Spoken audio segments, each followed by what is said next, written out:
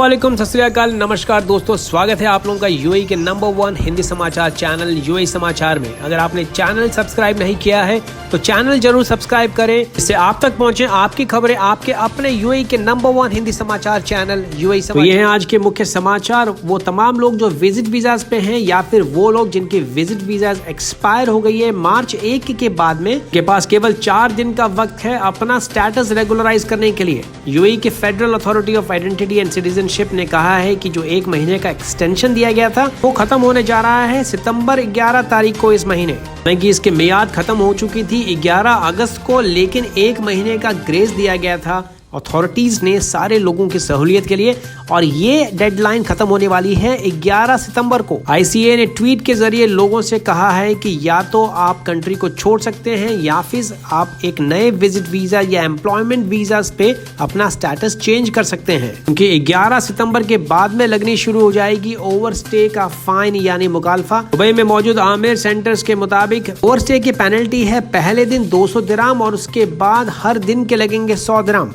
भाई पुलिस की CID team ने एक रिक्रूटमेंट गैंग का पर्दाफाश किया है जो अब तक 150 से भी ज्यादा लोगों को झांसा दे चुके थे अच्छे जॉब का लालच देके। दुबई पुलिस की general department of criminal investigation के ब्रिगेडियर जमाल सालेम अल जल्लाफ ने कहा है कि ये गैंग जी जॉब क्रिएट करता था ऑनलाइन और उसमें अच्छी सैलरीज दिखा के लोगों को झांसा देता था, लोगों को लुभाता था पैसे ऑनलाइन ट्रांसफर करने के लिए as a recruitment fee. Corona महामारी के चलते ऐसे काफी सारे लोग हैं जो बेरोजगार हुए हैं और वो बड़ी आसानी से ऐसे गैंग या इस तरह के लुभावने प्रपोजल का शिकार बन जाते हैं ऑनलाइन, और ऐसे ही लोगों का फायदा उठा के ये गैंग अब तक 150 से भी ज्यादा लोगों को बोकस जॉब दिखा के अच्छा खासा चूना लगा चुका था। काम करने का तरीका बहुत ही सिंपल एंड सीधा था। ये जो अभियुक्त है ये अलग अलग जॉब्स के प्लेटफॉर्म पे अपनी एड्स डालता था नए नए जॉब्स के लिए। फ्री इंटरव्यू के अरेंजमेंट के चक्कर में 1000 से 3000 दिरहम वसूले जाते थे हर जॉब एप्लीकेंट से।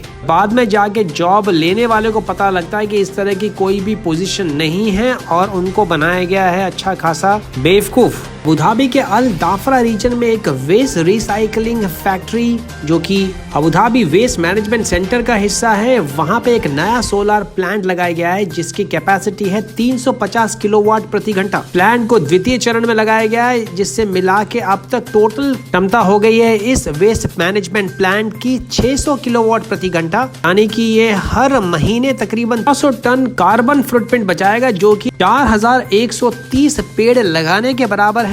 और वहीं दूसरी ओर 4,80,000 लीटर डीजल भी सेव करेगा हर महीने। अबुधाबी अमीरात में वैले पार्किंग की सेवाएं वापस बहाल कर दी गई है, ये जानकारी दी है Abu Dhabi department of economic development ADED ने सोमवार को। इस सेवाओं के तहत जितने भी वर्कर्स काम कर रहे हैं वैले पार्किंग सर्विस में उन सबका होगा कोविड-19 का टेस्ट, और हर गाड़ी की पार्किंग के बाद में वर्कर्स को अपने हाथ और गाड़ी की स्टीयरिंग सैनिटाइज करना जरूरी है। इसके अलावा इनका तापमान भी मापा जाएगा रेगुलरली। अब सभी में से वो व्यक्ति जिनके पास में ड्राइविंग लाइसेंसेस हैं और जॉब के लिए अप्लाई करना चाहते हैं तो ये भी एक अच्छा मौका है तमाम वैले कंपनीज को संपर्क करने के लिए। अबुधाबी स्थित इतिहाद एयरवेज ने अनाउंस किया है कि वो अपने एम्प्लॉइज की पगार में कटौती करता रहेगा 2020 के अंत तक। ये जानकारी दी है इतिहाद एयरवेज के एक प्रवक्ता ने यूएई के एक प्रमुख समाचार पत्र खलीज टाइम्स को। इतिहाद एयरवेज ने अपने सारे स्टाफ के लिए अलाउंसेस की बहाली कर दी है। पगार या सैलरी में कटौती केवल 10% की जाएगी बेसिक सैलरी के ऊपर,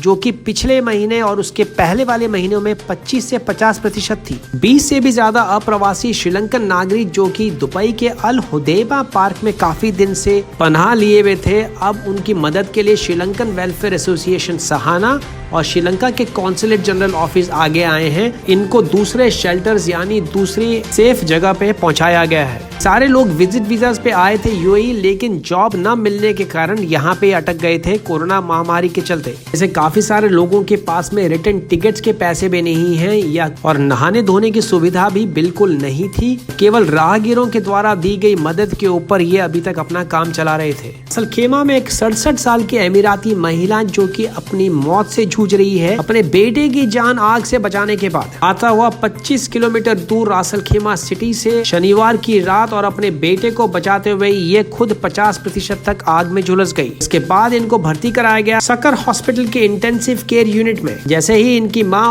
मायद ने घर में लगी हुई आग देखी और 2 बेटे इनके अंदर फंस चुके थे। एक जो बड़ा बेटा था वो हालांकि खिड़की से कूद के बाहर निकल चुका था, लेकिन छोटा बेटा 22 साल का वो अंदर अटक गया था। माँ ने आप देखा ना ताब और जलती हुई घर के अंदर घुस गई और बहादुरी का परिचय देते हुए अपने जान की चिंता न करते हुए अपने बेटे की जान बचाई। इसी आसपास के रहने वाले लोग, रिश्तेदारों ने इनकी चीखें सुनी। उसी वक्त लोग आए इनकी मदद के लिए। आपकी जानकारी के लिए अरबी भाषा में का मतलब है माँ। भारत के विदेश मंत्री डॉक्टर एस जयशंकर ने भारत और यूएई के संबंधों की प्रशंसा की है। का वर्णन किया है उन्होंने हाल ही में लिखित अपनी किताब में, जिसका शीर्षक है द इंडिया वे यानी भारत का तरीका। इस किताब के लॉन्च के दौरान उन्होंने कहा कि विस्तारित पड़ोस की भावना, खाड़ी में बहुत अधिक रुचि, बहुत निकट संबंध और नरेंद्र मोदी सरकार के ये बड़े बदलाव हैं जिन्हें हम अवशोषित करने की आवश्यकता है। उन्होंने इस पुस्तक की एक एडवांस कॉपी यूएई के विदेश मामलों के राज्य मंत्री डॉक्टर अनवर गरगाश को भी भेजी थी।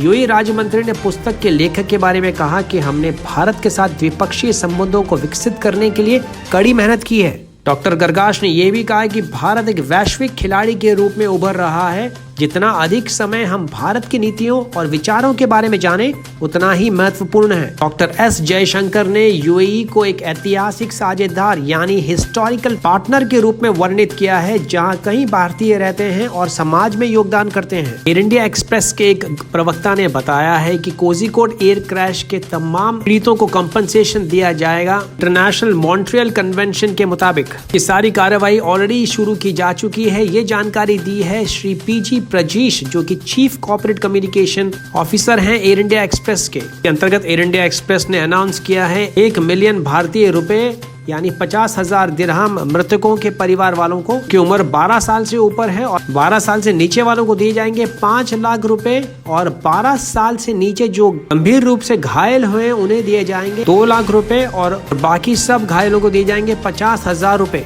24 घंटों में 470 नए केसेस निकल के सामने आए हैं कोरोना के। वहीं दूसरी तरफ 438 नई रिकवरीज भी देखी गई है और 2 नई मृत्यु भी दर्ज की गई है, जिसको मिला के अब तक मृतकों की संख्या हो गई है 390।